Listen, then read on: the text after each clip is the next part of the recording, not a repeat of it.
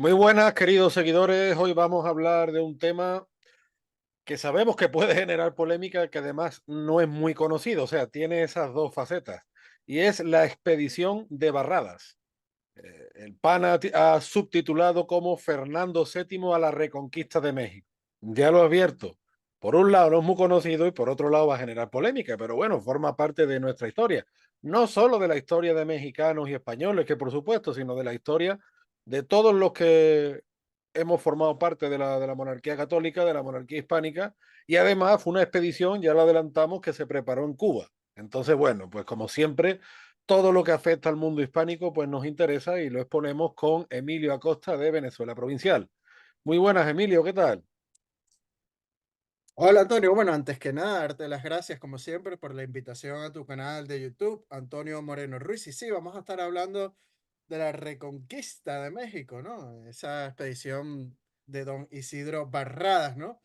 Y bueno, tenemos que irnos un poco más atrás, ¿no, Antonio? Al año de 1821 para comprender esta Reconquista, ¿no? Mm, Y que el año 1821 fueron de pérdida para la monarquía española porque fue apartada de su joya más preciada, que era la Nueva España, que consolidó su secesión mediante un pronunciamiento militar legitimado por el Plan de Iguala el 24 de febrero de 1821, que a su vez, Antonio, se da por el desacuerdo de los militares realistas por el establecimiento del trienio liberal en la península impulsado por la rebelión de Riego. Y hay que decirlo, Antonio, después de la pérdida del virreinato de la Nueva España, que es por culpa de este trienio liberal, las secesiones en Hispanoamérica pues darán un giro de 180 grados y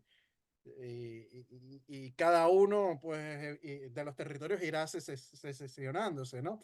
Y la formación del Imperio Mexicano no fue del agrado del rey Fernando VII de España, hay que decirlo así, quien se rehusó a reconocer los tratados de Córdoba y por el contrario intentó reconquistar a la Nueva España. Y al efecto, Antonio mantuvo tropas españolas en el fuerte de San Juan de Ulúa, en Veracruz, que capitularon en noviembre de 1825. Y un intento, hay que recordarlo también, de rebelión pro-española que hubo en Texcoco, que fue reprimido por el general José Antonio Echevarri. Y bueno, finalmente digamos, intento del 7 de abril de 1829, que se emitió por Real Orden para iniciar una expedición de reconquista, designando al brigadier Isidro Barradas para invadir México, ¿no? Al mando de 3.376 hombres. Y bueno, Barradas desembarcó en La Habana, en Cuba, en mayo de 1829, y vamos a estar hablando, pues, de este proceso de expedición. Yo es que antes de empezar el vídeo con el pana, le decía, pana, íbamos a hablar de Fernando VII, me decía, pero no íbamos a hablar de la expedición Barrada, digo, sí, pero es que esta expedición desmonta uno de los muchos mitos que hay sobre Fernando VII y lo volvemos a aclarar. No porque Fernando VII sea el mejor rey de nuestra historia, ni porque fuera el más listo de la clase, no.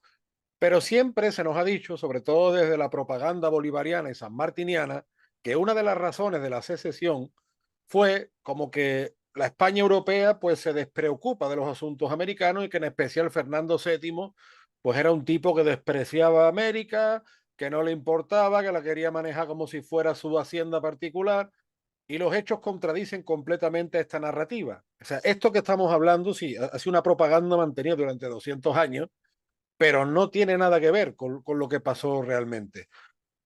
También hay que aclarar, pues, que Fernando VII, si no fue el mejor gobernante de la historia de España, desde luego, los supuestos próceres o libertadores fueron objetivamente peores que Fernando VII.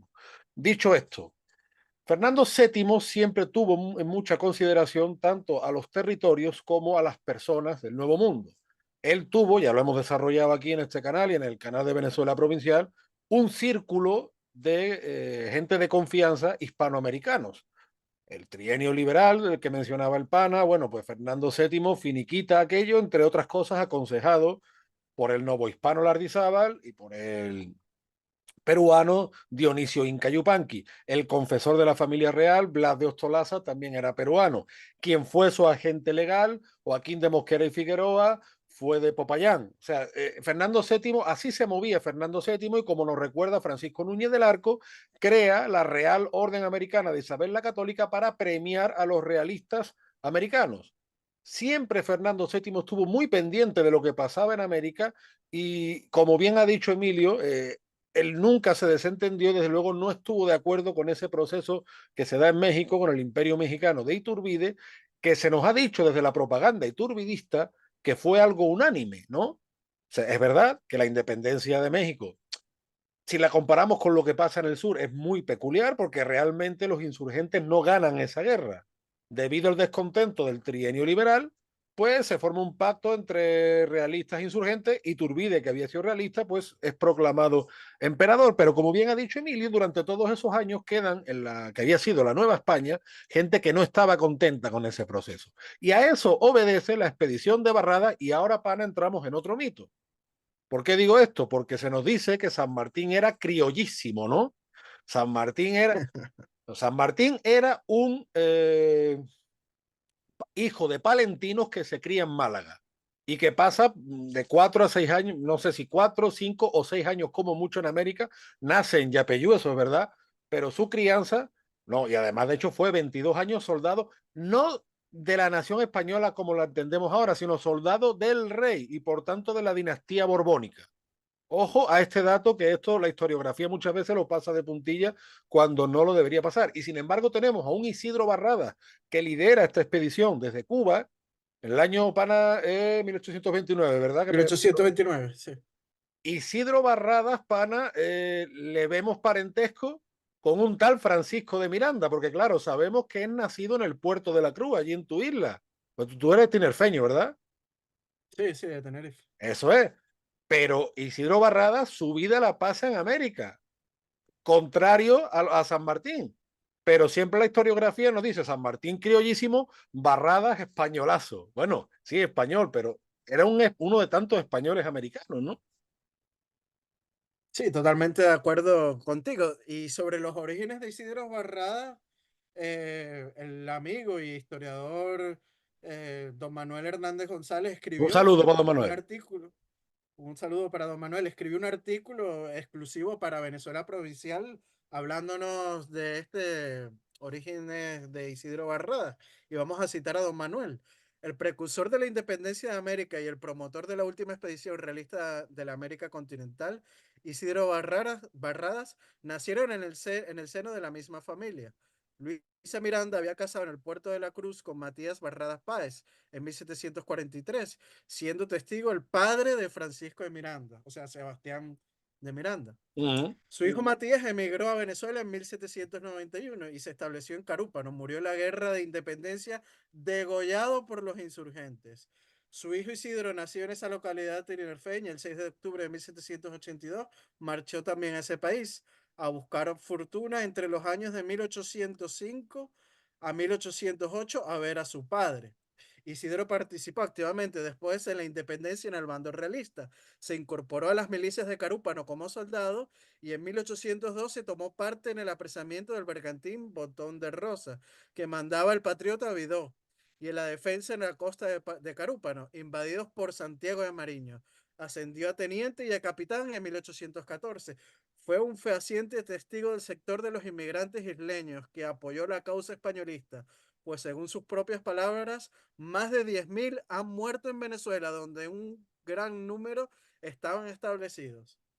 En 1824 efectuó en Canarias una recluta, como refiere Francisco María de León, quiso medrar y ofreciendo a su majestad levantar un cuerpo de voluntarios en las islas, que fue aprobado por Fernando VII el 15 de abril de 1824, alcanzando su dirección Barradas. Había convencido a un monarca obsesionado con la reconquista de América, cita don Manuel, ¿no? Por los menores costes que traería la inmigración de los isleños y su más fácil adaptación. Considero de necesidad trasladar a estos hombres a La Habana por el poco riesgo del vómito, por lo que se aclimatarán más fácilmente y por ser más barato el transporte. Un batallón de canarios en La Habana sería una columna muy fuerte. Y 1036 fueron conducidos a través de tal recluta, ¿no? ¿Qué tal estas palabras de don Manuel sobre Es que Isidro yo, Barradas? por eso te digo, pana, que a mí me gustaría aclarar este asunto porque desmiente totalmente los tópicos que además nos han impuesto muchas veces y desde España. Los historiadores españoles no han tenido interés en refutar con lo fácil que es refutar esta propaganda. Pero, vuelvo a lo mismo. Fernando VII se desentendió de los asuntos americanos, ¿no? De hecho, Isidro Barradas fue uno de los tantos americanos que fue premiados, igual que Fernando VII reconoce a Boves, igual que reconoce a Gualongo, igual que reconoce a los realistas peruanos, él estuvo siempre muy pendiente. Y hay otra cosa que nos suelen decir, pues claro, contraponen este intento de reconquista, si lo queremos llamar así, de México, ¿no? Con que Fernando VII supuestamente pues no escuchó ese plan de confederación que le presenta Bolívar. Pero como recordó Francisco Núñez del Arco en Sevilla, ¿quién era Bolívar? Me vengo de referir, un tipo que organiza una guerra sangrienta, que masacró a peninsulares y canarios, que masacró a su propia gente. Y ahora después, al cabo de los años, después además que había regalado la América Española a los intereses británicos, ofreces un plan de confederación. Hombre, claro, porque si la historia se cuenta como que Fernando VII no escucha a Bolívar, no, no, a la historia hay que contarla completa como fue. Igual que ahora sería un absurdo, aunque ya me lo espero todo, pues que el gobierno español escuchara a Puigdemont. Toco madera y mejor no doy ideas, no doy ideas mejor.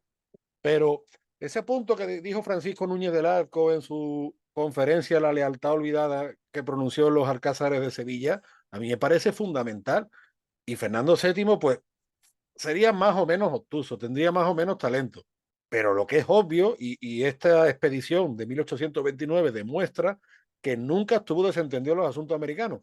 Lo que sí, pana, yo no sé cómo tú ves el asunto, te pregunto porque yo veo que hay mucho foco en Cuba, en Puerto Rico y en la Nueva España continental, pero ya como el sur, como que se da por perdido ya, ¿tú crees? No, La partida ya. no, no.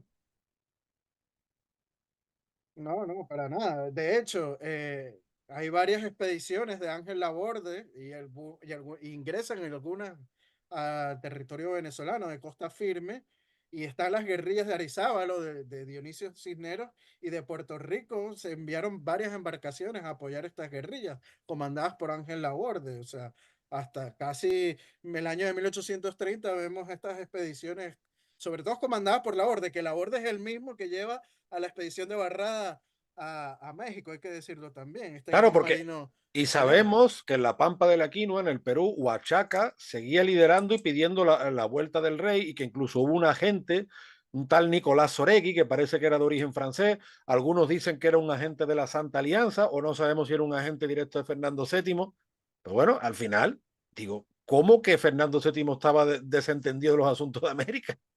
No sé, no, no me Y cuadra. esa supuesta confederación que dice Bolívar que está buscando, o sea, no hay pruebas de que eso sea verdad. Eso fue un plan de Antonio Sea que puso en Londres y que Sea fue enviado por Bolívar, pero lo más seguro es que eso En fue Londres, qué en casualidad, hombre, Londres. qué En casualidad. Londres al embajador español en Londres, por cierto, hay que decirlo, ¿no? Pero digo, qué Eh, casualidad que fuera en Londres, ¿no? Sí, claro, y entonces no se sabe si es un plan ideado propiamente por SEA o seguía políticas de Bolívar, que hay que decirlo, Bolívar nunca se pronunció sobre esta supuesta confederación y que ya después, cuando todos estos intentos de reconquista pues fallan, el mismísimo Fernando VII acepta el plan de Iguala de enviar a uno representante de la corona española a reinar en México, a su hermano Carlos de Isidro, ¿no? Carlos María Isidro. Y Carlos María Isidro y las autoridades mexicanas dijeron que si estaban locos, que no iban a aceptar eso. O sea, aquí vemos que esos planes de confederación eran totalmente falsos. Que en un Ya. podcast no, hablamos de esto, por cierto, y citamos las Mm. fuentes primarias que nombran que Fernando VII al final, ya cuando todo estaba perdido, trató de aceptar esa corona para un miembro de la familia real española. Hay quien dice, pana, porque claro, en este episodio de la expedición de 1829, como que a Fernando VII, Barradas y otros más, pues le plantearon la expedición como algo fácil. Claro que eso son percepciones, sabemos que fácil no era, pero se nos ha dicho que fue rechazada completamente por México. Pero tú, sin embargo, me comentabas que eso no fue tan así, que había una parte de la población mexicana que podía haber sido proclive, que Santa Ana se encargó de limpiar, ¿no? Sí, bueno, hay que decir que la expedición zarpó de Cuba el 5 de julio de 1829 con una escuadra bien organizada y suficiente armamento. Y el 26 desembarcaron en Cabo Rojo, en Veracruz, a unas 12 leguas de Tampico. Y el 29 de julio, Barradas dio la orden de prender la marcha tierra adentro. No obstante, desde el inicio de la expedición, padecieron las primeras bajas por el calor, la falta de agua potable, las enfermedades de la región costera y las fastigosas marchas sobre la arena. Pero hay un informe que se le hizo al rey Fernando VII, que fue realizado por uno de los participantes de la expedición del general Barradas, por el secretario, para la reconquista de México de 1829, este informe, y si quieres te lo cito Uh -huh. textualmente, Antonio. Luego supimos, mi señor rey, que ya en enero de 1829 Feliciano Montenegro, que era a la sazón cónsul mexicano en Nueva Orleans, había notificado a su gobierno de las intenciones y preparativos de nuestra expedición de reconquista de México. Para impedirla, el general Santa Anna aprestó una fuerza mixta de 1 millar de infantes, medio millar de a caballo, 4 piezas de artillería, así como una flota de 3 bergantines, 4 goletas y 5 botes artilleros movilizados para bloquearlo. Los de Santa Ana evacuaron las poblaciones cercanas para dejarnos sin el apoyo esperado. Ah, Por amigo. ello pasamos hambres, enfermamos y el clima no ayudó a mejorar nuestro triste estado.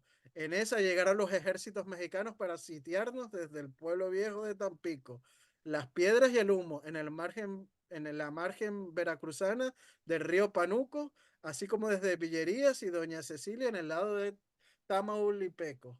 Santa Ana y los otros comandantes sitiaron a los españoles en Pueblo Viejo, cerca de Tampico, en una batalla muy desigual para los españoles.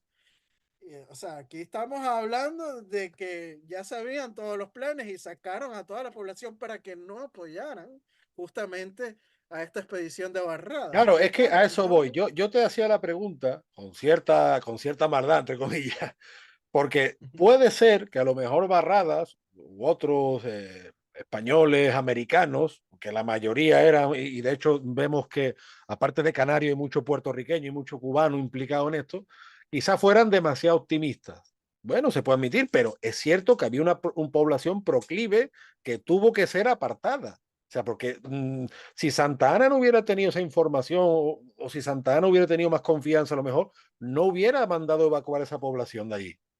Les quiero decir que tanto unos como otros, tanto los partidarios como los detractores, sabían que había una parte de esa población mexicana que era favorable a una reunificación con España.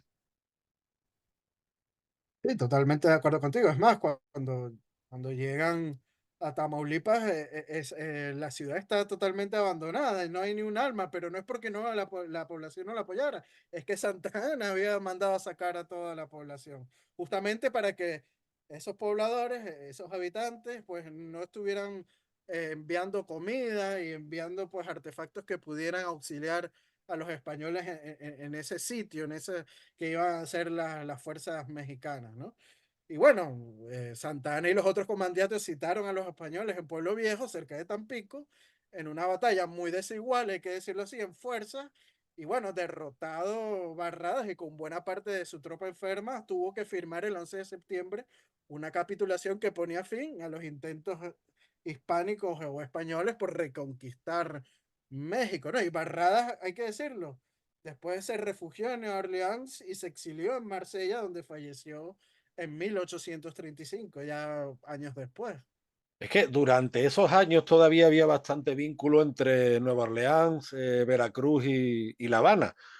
Sin embargo, esos vínculos fructíferos, sobre todo a nivel comercial, pues se van perdiendo, igual que se perdió la ruta de Acapulco-Manila. Y es que muchas veces dice, bueno, se hace una supuesta independencia sin moneda, sin una moneda fuerte, sin un tema de la propiedad privada, que fue siempre muchísimo más débil, después de las independencias me refiero, después de la secesión, mejor dicho, y rompiendo las mejores rutas comerciales de la época. O sea, es que fue una locura y se pretende vender esto como un triunfo. Y además la misma España europea también salió perjudicadísima, porque fíjate el montón de bandazos que estamos dando desde entonces. Entonces, la expedición de Barrada, que por supuesto a nosotros no nos lo enseñan en los colegios, en la universidad prácticamente ni De se hecho, ve. yo la conocía como el intento de reconquista española de México de 1829. Y me acuerdo que en que una conferencia que dicté con Héroes de Cavite, un mexicano me preguntó por la expedición de Barrada, pero yo no la conocía con el nombre de expedición de Barrada. Claro. Y le dije, no, mira, no conozco ese capítulo. Sí lo conocía porque lo conocía como Reconquista Española de México en 1829. Bueno, pero es que yo, Después don Manuel Hernández González, estuvimos hablando y me habló y me explicó de la figura de Isidro Barradas, ¿no? Este canario que estuvo en Venezuela. pero yo, por ejemplo, pana, nunca lo escuché en el colegio y en la universidad muy de pasada. O sea, y claro, la historiografía mexicana, y yo en eso me fijo mucho en el profesor Tomás Pérez Bejo, que he tenido la oportunidad de Ujú, entrevistar, pues siempre se ha hablado como un intento de invasión. Te quiero decir, contraponiendo Europa versus América, ¿no? El español europeo soberbio que va contra el americano inocente, algo así, ¿no? Y vemos que aquí hay también todavía muchos españoles americanos y una parte de la población que era proclive a eso. Por tanto, ese relato de europeos malvados y americanos inocentes, o ese relato, pana, que pretende poner un muro de separación entre criollos y peninsulares, cuando muchas veces había familias, como sigue pasando a día de hoy, sobre todo en Canarias, ¿no? Que la mitad estaba en un punto del mundo y la mitad estaba en el otro. O sea, es que es un relato totalmente viciado y que no nos ayuda a comprender nuestra historia. O sea, son relatos muchas veces que yo creo que lo que nos hacen es daño. Y vuelvo a repetir, no porque estemos considerando ni que Fernando VII fuera el mejor, ni, pero que las cosas hay que contarlas como son, con sus complejidades y con sus grises, o sea, no con su blanco y con sus negros, con sus grises, con sus miserias, con su grandeza. Yo creo que estando muy reciente ese proceso secesionista, ese problema también que hay, porque, por ejemplo, Iturbide en sus discursos, él sí era partidario en contra de los discursos de Bolívar, de acoger a esa población española que estaba en México, ¿no? Como uno más, pero vemos que durante esos años, sobre todo después de que matan a Iturbide, los muchísimos españoles que estaban en México tienen una situación un poco complicada. Hay mucho recelo, hay quien los quiere que estén allí, hay quien no quiere que estén allí. Por tanto, la expedición de Barradas hay que situarla en este contexto, en toda esa década de los 20 del siglo XIX, donde hubo unos cambios muy traumáticos y muy fuertes para la población y que al final, desde luego, ni México ni España salimos beneficiados, ni el mundo hispánico en general. Y yo sigo insistiendo, a partir de muchas cosas que estamos viendo hoy, ujú. en parte se explican porque es que llevamos 200 años dando bandazos. Como decía García Márquez en su novela El general en su laberinto, ¿no? Y ya no sabemos ni de dónde carajo somos, ¿no? Y que siempre se ha tratado de vender como que esta expedición es totalmente española, ¿no? Como tú bien dices, hay muchos criollos de Cuba y Puerto Rico, muchos no hispanos que eran perseguidos políticos en México y tuvieron que emigrar a Cuba, y esos son justamente los que hablan con el rey para que organicen esta expedición. De hecho, como hemos dicho y hemos citado en el informe que se le hace al rey Fernando VII, Uh -huh. de que sí es verdad que Santa Ana mandó a que la población saliera de las ciudades para que no prestaran apoyo, pero también es cierto que algún poblador había y antes de desembarcar la expedición enviaron a un marino con onzas de oro para recabar información, y justamente muchos indígenas le dijeron en dónde estaban las tropas mexicanas ubicadas, o sea, se le ayudó a aquellas tropas de Barradas a desembarcar en el puerto, obteniendo información de la población, ¿no? Obviamente se les recompensó con onzas de oro, ¿no? Pero es normal, ¿no? En este tipo de situaciones de guerra, ¿no? Tratar de recompensar esta información que puede ser muy peligrosa para aquella que la da, ¿no? Que puede ser castigado con la muerte.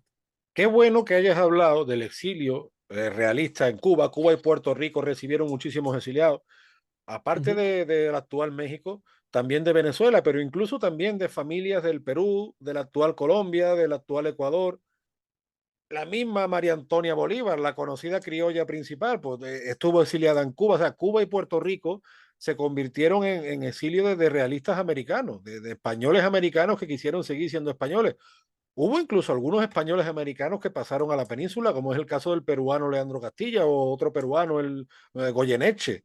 Incluso en Perú se dio la circunstancia de familias realistas que emigraron al puerto de Valparaíso, porque supuestamente iba un barco que iba para la península y el barco nunca llegó y se quedaron allí varados, como se dice, ¿no?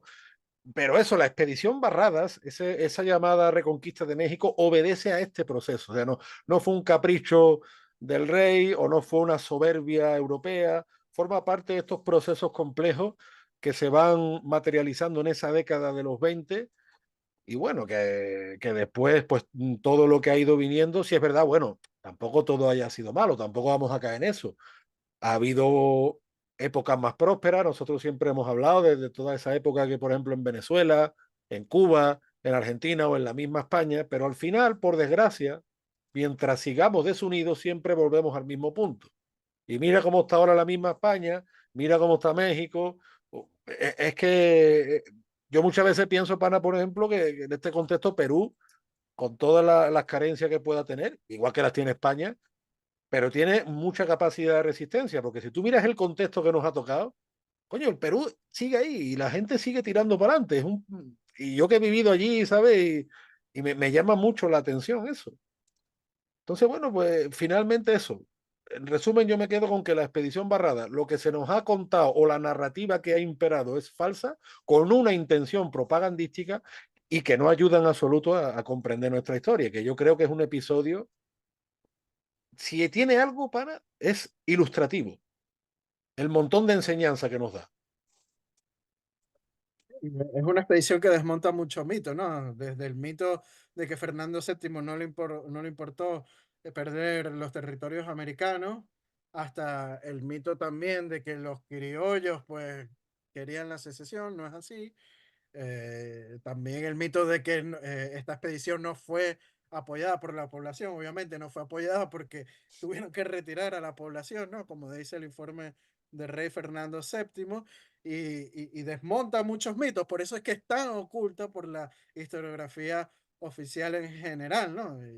Y es O ha poco sido pana conocida. también relacionada con lo de Napoleón III, Maximiliano, que hay que reconocerlo, vaya Ujú. tela el papelito de la España de la época en esa, en fin, no por Maximiliano, que el pobre de malo lo dejan allí abandonado, pero además de Napoleón III con toda la sangre que su antepasado había dejado en España. Vaya tela el papelito que jugó. Pero claro, finalmente la expedición Barradas no tiene nada que ver con lo que después hizo Napoleón III. Son dos cosas completamente diferentes, pero la historiografía o parte de la historiografía nacionalista mexicana lo ha relacionado. Lo ha relacionado. Pero en verdad son dos hechos completamente diferentes y dos contextos completamente distintos.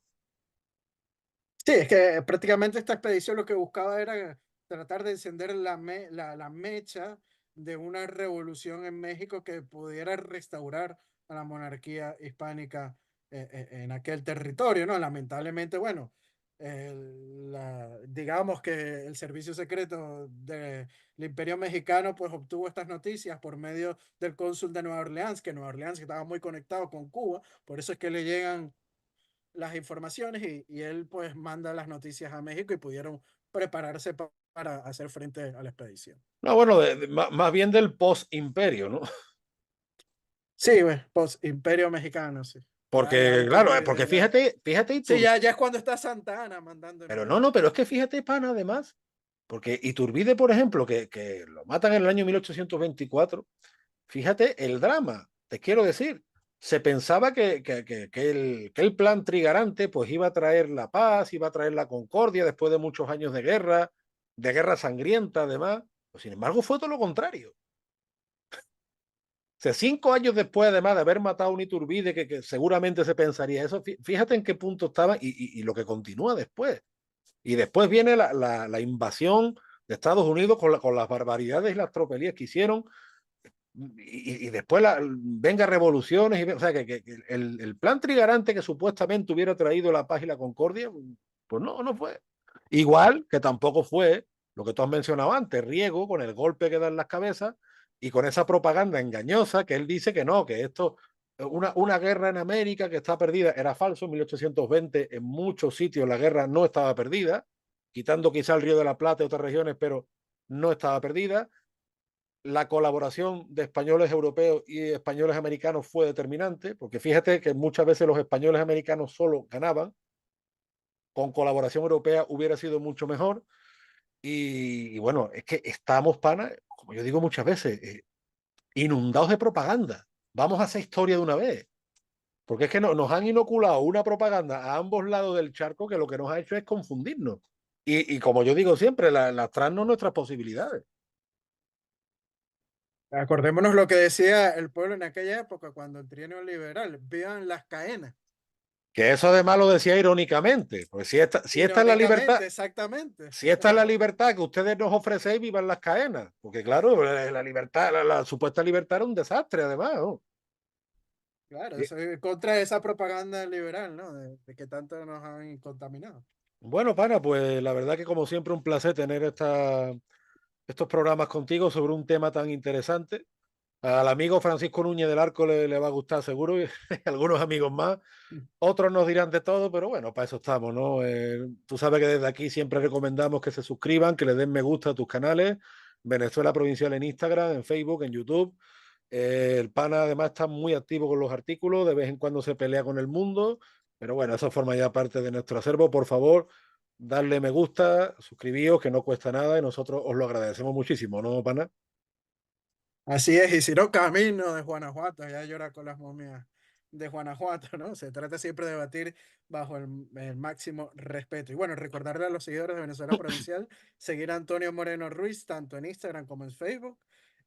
También en Twitter está como un andaluz indiano. Si quieren ser patrocinantes o mecenas de nuestro proyecto de divulgación histórico, pueden hacerlo a través tanto del Patreon de Antonio Moreno Ruiz como el de Venezuela Provincial, con tan solo €1, lo que puede costar una lata de refresco, pues ya nos están ayudando en este proyecto de divulgación histórica. Aprovechamos para mandarles un fuerte saludo y abrazo a nuestros mecenas y patrocinantes, como lo son Gabriela Arrieta, Ángel Suárez, Juan Cristóbal García, Loma Elizam, Daniel Sierra, Domingo González, Manuel Curubelo, perdón, Miguel Curubelo, Mario Pérez y nuestra miembro del canal de YouTube de Venezuela Provincial, África del Valle, y también a... Fran García, mi paisano Fran García. Perdón que se me había quedado la pantalla pilla. Bueno, así las cosas. Volvemos pronto con temas porque temas nunca nos faltan. Pana, como siempre, un fuerte abrazo desde el puerto y la puerta de las Indias. Y yo otros de la Villa y Corte de Madrid. Antonio, hasta la próxima. Chao, chao.